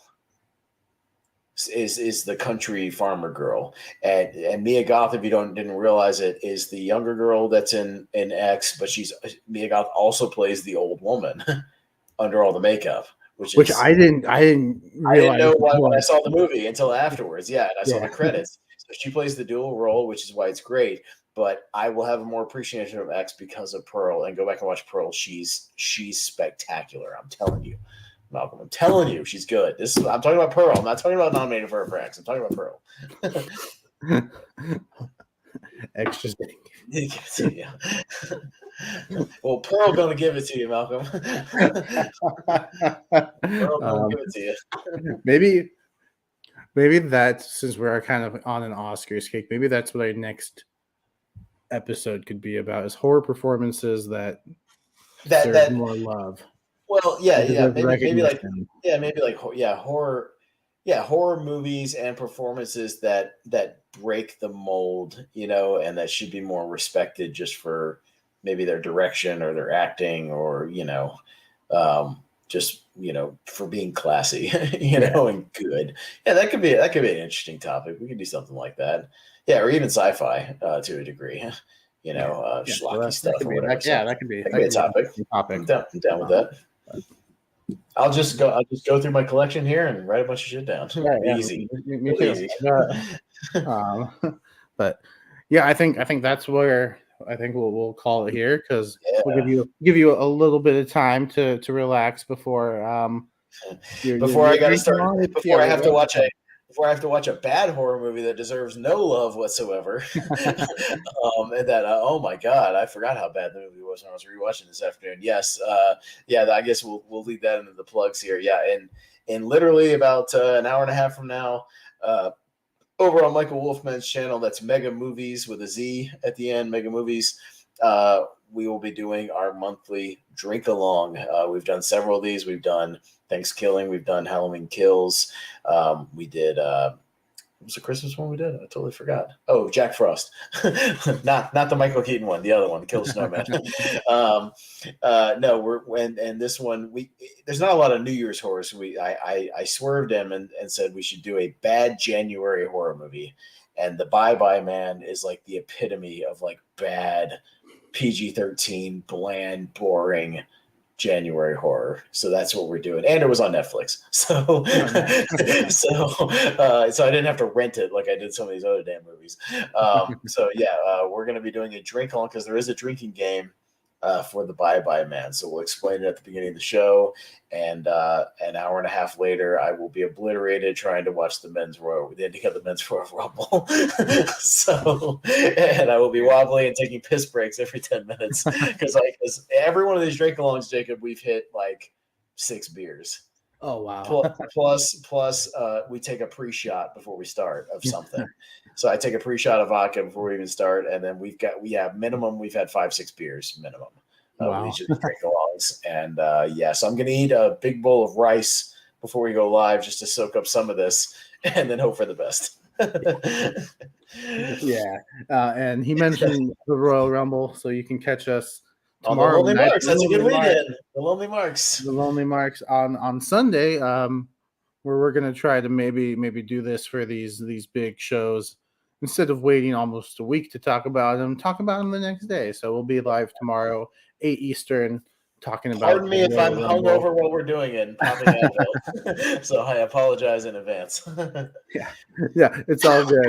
But he should be good by Monday when we do our animated TV show draft, which I believe is Patreon only. I think what he's been doing for these Patreon shows is we've been doing them live on the channel. So if you can tune in live, you can watch it live, but they will be archived on the Patreon. Okay. So if you miss it, you have to be part of the Patreon to watch the replay.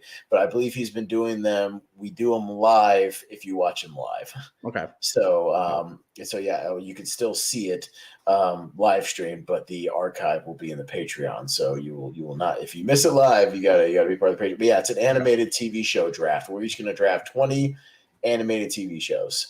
And I heard some people be like 20, be like, no, think about it. There's hundreds. There's hundreds of animated TV shows. I had to stop making my list. There's hundreds and hundreds. You can go all the way back to Mickey Mouse, Popeye, the Flintstones, the Jetsons. You can go back as far as you want. Comedy, drama, anime. You can do anime. You can do whatever you want. So Yeah. you know, When you think about how many like adult animated shows are actually out there as well, yeah, it's not yeah. just for kids. It's all of animation. So Yeah, it's you gonna can be a lot of do fun.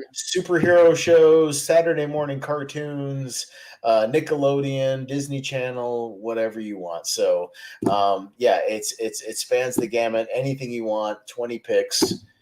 But I do think there will be some heavy first and second round picks. So we'll see. You know, Yeah, some ones I'm that go struggling quick. because we don't even know the order yet. We'll have Yeah, to let them we'll give do me that the live on order, screen. but I'll pull my wheel up and we'll spin the wheel and yeah, determine the order and do our snake. Yeah, Brian Nussbaum, who's watching, will be joining us for that. Me, you, and Jordan Anderson. Yeah, we'll be doing that. So that should be a lot of fun. Yeah, we're gonna do that around 8:30 or 9 o'clock Eastern, something like that. It kind of yeah, depends on when Jordan gets in that done. time frame, yeah. something in that time frame. So Yeah, the nice thing is these drafts aren't as long as a it tournament takes by like an some peer hour. rankers. So Yeah. yeah, so that's what we got going on. And then our final show together will be Steven Shepard's Top 128 on Tuesday.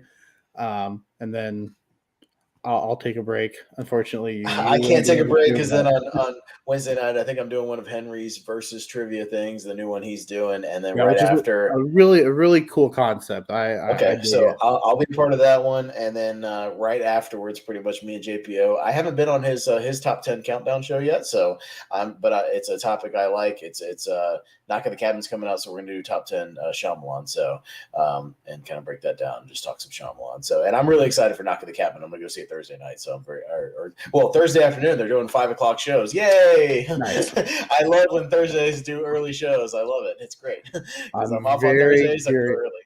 Yeah, I'm I'm very excited for curious it. to see where you Excited for it. guys put Glass. It seems to be one of the more I divisive. love Yeah, I Glass. know you do, and I do too. But I'm curious to see where JPO Yes. falls on that one. So I'll definitely be tuning into that one. Probably on the replay because, like I said earlier, Yeah. Wednesdays I get home at like 9 o'clock my time, which is like midnight your time. So We might be like wrapping up the show around then or something. We'll see. But yeah, you can watch that. But yeah, that'll be fun. So a lot going on this week. Yeah, I don't really have a night. Yeah, it's funny. Even on Thursday, I don't have a show, but I'm going to go watch Knock at the Cabin. So like, I don't even have like a complete night off. yeah, because we'll probably, since we're doing the Rumble review tomorrow, skip Lonely Marks on Thursday because Well, what we'll do is we'll skip that, and whoever wins the Rumble stuff will pick our topic for the following weeks, and we'll have some time to yes, prep for whoever. I have my idea if I win, so we'll see, and maybe let everybody else know to start thinking if they win. But yeah, what we'll do is we'll skip this week. We'll jump to next week with whatever the winner's topic is, because we'll have a little lull before we get into like WrestleMania road to WrestleMania kind of type stuff. So, are we going to do another WrestleMania Dream Card eventually? A little Redux. Yeah, and with I'm down with the caveat that you can't choose the same matches. Same ones that you did last time, yeah. I Because like it. Yeah, was I even a part of that show? I don't even remember being a I part of that think show. you were. Was I? I don't even remember. I can't But remember. But it was a year ago. yeah, I'd have to go back Yeah. in the show and see what I picked. But there's enough WrestleMania stuff to where we could do a redux where you have to do a completely new list. So that could be fun.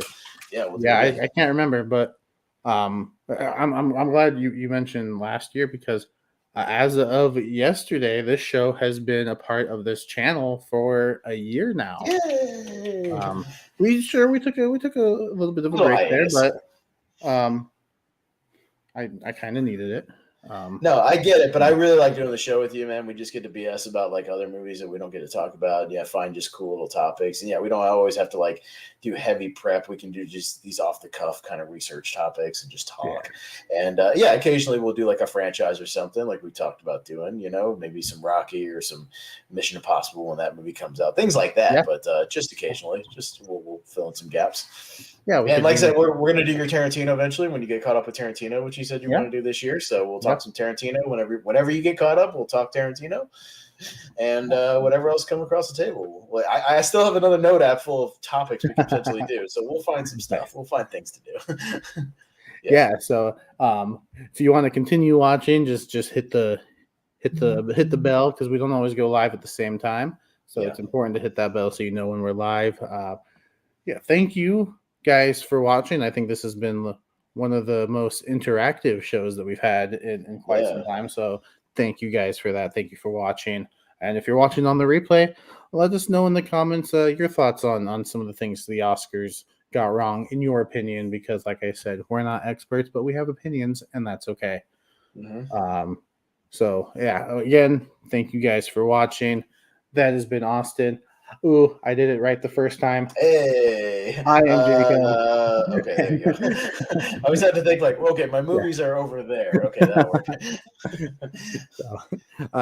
So thank you guys for watching. We will catch you next time on a podcast about movies.